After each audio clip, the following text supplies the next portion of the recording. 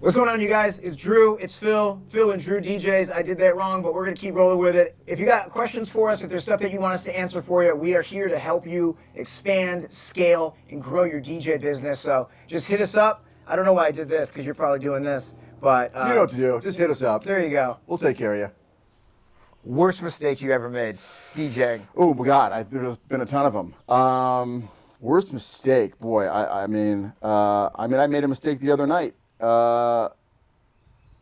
This happens to me quite a bit. I'll be honest with you. If I'm playing a track and I kind of lose, I kind of get lost, maybe my mind wanders a little bit and I forget if I'm on deck 1 or deck 2. Right in the middle of the set, I drop the song. If I'm playing on deck 1 into deck 1 and the song instantly changes. Oh, man.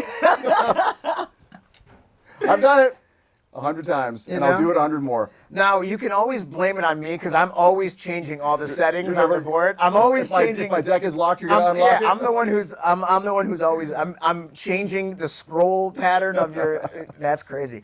I'll never forget, man. Like my first wedding. So I was 18 years old. My first wedding, booked it myself. Remember, I charged like $600 for 6 hours of a wedding. I thought I was, like big deal. 18 years old. Played the wrong first dance song. Ooh. And it was like the song was All in My Life, or what is it? In My Life by the Beatles. And I played like All in My Life by the Beatles. And I can still picture her face. I can close my eyes and I can see her face. She's standing. I can see it, dude. Oh my God. It was like middle of the dance floor.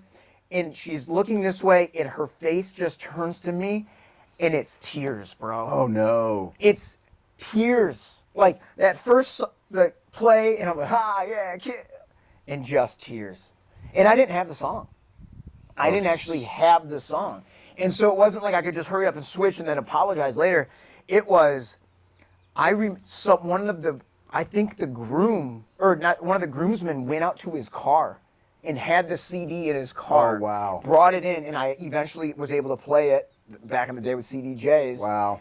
And I remember, I was like, do I need to give her the money back? Like, I felt terrible. Like that one thing ruined the entire event. I did. And here's the crazy thing. So you know how you have like fake uncles? Like, Sure. It was my Uncle Brad's daughter, right? No. So you're talking like a family I was close with. Right. So you're never going to live it down. And like my dad's there. Yeah, of course. All, like everyone my dad worked with that knew, like, and it's like everyone knew it was like my, in fairness, I can look back at it now and be like, you hired an 18-year-old. So that's on you. That's on you. You like, love you guys, but like you hired an 18-year-old to DJ your wedding, right? And actually, that's actually a good point, a weird transition. It's a long story, but let other people, look, there's going to be a cheaper DJ. If they want to hire the cheaper DJ, then let them. They might get a great DJ for less than you charge. They might get someone that's going to make a huge mistake. That's not on you. That's not on us as DJs. Like, if you know what your rate is and you know what your value is and you want to start separating yourself from just chasing the little, I hate to call it that, but like there's a lot of people that will race to the bottom when it comes to pricing. Sure. Yeah. You don't want to race to the bottom. You don't want to race Absolutely to the bottom. Not. And it's like, it sucks because sure, it's when you're in any type of service industry, it's hard because you're like, well, I'm not doing anything on that Saturday, right? It's like, I'm either making money or I'm not making money. It's not like you're actually selling a car for a certain amount of dollars less, or it's like, it's your time. Yeah. So it's very easy to be subjective with yourself. Yeah. Of like, what is my time that, and I get it, but I think one of the thing that I've realized is like, you start to, and you correct me, but like with your pricing, you start to put yourself in a category of pricing. And then those are the type of clients that you're getting more and more referred to. So if you're starting to really chase that bottom just so you're booked and you're doing gigs for $100, $150, $200, like no one is then going to come and see you at an event. But hey, I'm willing to pay. I'm going to give you $6,000 for your next event. That's what they want. Yeah. And vice versa. If you're charging the $5,000s, the $6,000s, the $10,000 a gig, those clients are going to introduce you to other clients Right. that are in that same place, because they also appreciate they're not going to get you for $200, Correct. right? If you start to charge a lot less than your competitors and you're booking a ton of gigs, you will develop the reputation among planners, photographers, caterers, venues as the cheap DJ. Now, do you want that reputation? I don't want that reputation. Yeah. So I'm willing to let those gigs go simply because I don't want to be known as that guy Yeah. that's going to cut those deals and race towards the bottom. That's actually that brings up a good point about, like, so often when we're talking about getting the gig, we think about getting the gig with the client or getting the gig for that family or at the school. And a lot of times, I know early in my career, I didn't understand the importance of the reputation amongst other industry professionals. Like, can you speak to that a little bit about how important that is? We're in a very niche part of the DJ business, right? The events world. And if reputation is everything. I don't do any advertising. All of my business is word of mouth. So the moment that you start to get a reputation of being this particular guy, good or bad, that's going to stick with you for the duration of your career. Yeah. So you got to make a decision early on. Who do you want to be? What's your identity as a business? What is your brand? What do you represent? And where your market is, right? Where do you want to position yourself? And stick to that no matter what.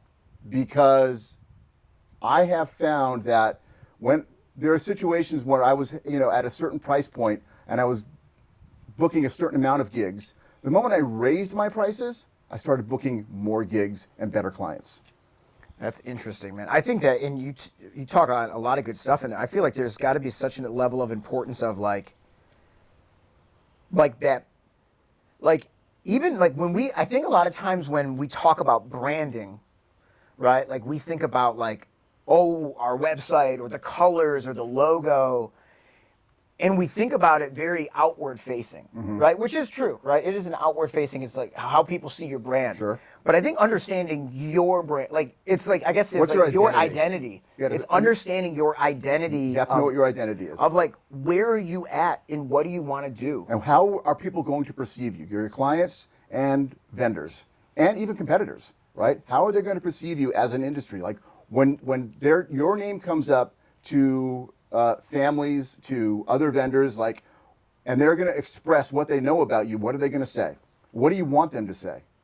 That's so good. There's a journaling exercise in that, honestly. If you're not sure, think about your next client and they're telling somebody else about you, what do you want them to say? Write those things down. Know what those 4 or 5 things are that you would want to be known as. It's critical. And then make sure that everything supports that. Absolutely. And here's the thing, there's going to be 4 or 5 things that they say. And do you want to take it to chance of what that is and they're gonna feel about me however they feel about me. I'm the one who does my thing and blah blah blah. I'm here. I'm on the gig, and no, being on the gig is the audition for the next gig. Absolutely. It's that's how you the best sale. You're even in television, you get hired when you're on set for the next thing. That's why there are certain times where you will just be working and working and working and rolling from project to project and project because you're already working. Right? What is it? Objects in motion tend to stay in motion. So it's if you're at a gig, that's your best time. People are seeing you do your thing. Most of the other time, people aren't seeing you do your thing. So it's you really need to make sure that we know what the brand is. We know what the identity is. We know how we're trying to show up, how we're trying to communicate, and what we want. What's the lasting impression you want to leave with people? Nobody wants to be known as an annoying guy. None of us go in, even the most annoying DJ doesn't think he's being annoying, right? That's not what he got into it for. He's I'm gonna buy this gear and I'm gonna ruin these people's homecoming days, Sure. right? Yeah. So you also have to have a level of self-awareness of really looking at if you look at your last gig and you didn't do anything wrong, you did something wrong, right? And you're just not seeing it, right? There's always room for improvement. And it's being able to we're DJs, right? We like to have attention on us. We like to be able to move the party.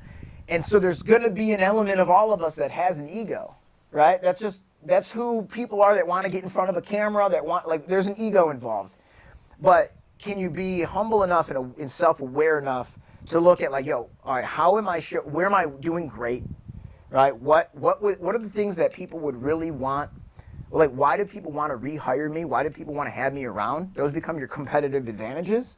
But then also being able to be like, all right, what do I need to improve on? Like, what areas do my competitors do better than me at? Yeah. Like, where am I not, like, what is my disadvantage at times from a competitive standpoint?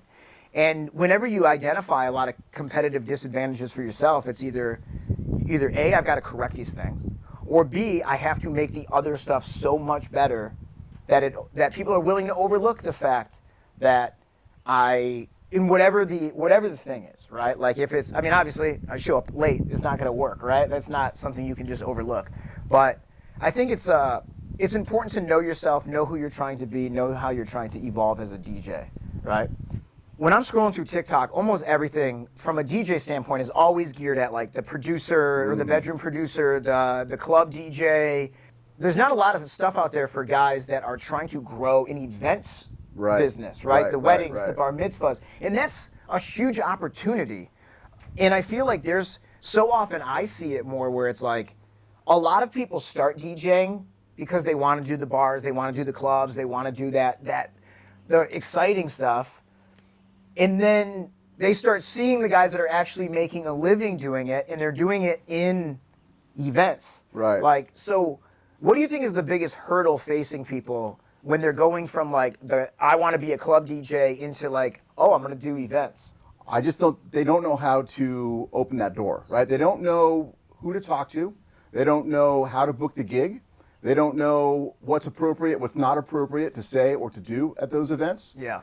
DJing is so much more in the cultural zeitgeist in 2025 than it was when I started DJing, when you started DJing. Do you think that has made it easier or harder to break in? Because so much of the DJ business is focused on dance music, club music, and you don't hear a lot for guys that are doing events. So, like, do you think it's gotten harder or easier? Well, I think that 14-year-old kid in Wisconsin who's opening up TikTok and dreaming about being a DJ, he's not dreaming about being a bar mitzvah DJ, right? Yeah. He's dreaming about his residency in Vegas. Yeah. What are the odds of that happening? Sure, it could happen. Yeah. But it's pretty tough. We're not all Martin Garrix, right? Mm-hmm. But if you want to break into a world where you can make some money as a DJ, scale that business, create a passive income flow for yourself by becoming a multi-op company, adding additional services, more additional passive income. The event world is where you want to do that. I know so many club DJs that you kind of start in that phase of, like, you're working for drink tickets, or now clubs are asking you to fill. Right. You've got to be the promoter and you've got to be the thing. And you're only getting ticket sales off of which is why a lot of promoters became DJs, actually. Because they were already promoting. It wasn't that a lot of DJs wanted, like, you find, like, a lot of DJs don't want to promote, but the promoters were like, oh, well, I'm already doing it, I guess I'll just jump on, and that looks easy. But I think one of the things that I didn't realize getting into the event space was just how versatile of business opportunities it created. From, if you want to be somebody like yourself, who you run a company, you have a lot of events every weekend, you're constantly doing it, you're doing it 365, like, that is an opportunity for you to, literally, you're 100% of what you do. It is. I wake up every morning, I hit my desk at 7 a.m., I don't stop till 7 p.m., and I'm constantly focused on the next gig, training the next guy, the next set of gear. And then you have someone like me, who my main 9 to 5 is as a television producer, but I've been DJing since I was 17. And so when I have time in between TV shows, like, I love DJing. Like, it's not my 365 a year. I might do 15, 20, 25 events every year. But, like, for me, it's a great supplement to what I'm doing. And it's like, there's not a lot of industries that I think you can turn it into a, like, 6-figure, like, massive business for yourself, or it can be something that you just pop into and are able to get. Now, there's different strategies, right? Like the way that you run your business is a different strategy than I would run what my business is. But I think the opportunities in this space, like, and also like for me, not so much you, right? If you decided to just take 3 years off, like it'd be a little bit hard when it's your full business. But like I could just say, you know what, I'm not going to DJ for the next 4 years. And then I could probably come back into it Sure. if I've done the right things. So Sure. even, there's a lot of people that might feel like everyone in your school is a DJ, and you're like, oh man, like so many guys are already further than me, or they're playing it out, or everyone knows them. I don't want to be another guy that's a DJ. There's always going to be opportunities for you to be able to figure out where your pocket in DJing is, whether that is someone that's a full-time entrepreneur, whether it's somebody that is a casual, I hate to call it casual because I feel like I'm a professional, but like there's a lot of different options. And there's a lot of different phases of a DJ career to kind of like aim at and go towards. So it's a pretty versatile thing. Which is kind of the beauty of it. Yeah. Yeah. So what would you say, you've been DJing a long time. Like what keeps you, like how do you keep fresh? And How do I keep fresh? Yeah, I mean, for me, it's about the crowd, man. It's about the people that I'm DJing for, and I get very selective. Now that I've been in it a long time, I have the luxury of choosing the demographic of people that I want to work for. And so I choose the people that feed me and allow me to express who I want to be as a performer, as a DJ. I get the feedback that fills my bucket, and that's really that's what does it for me.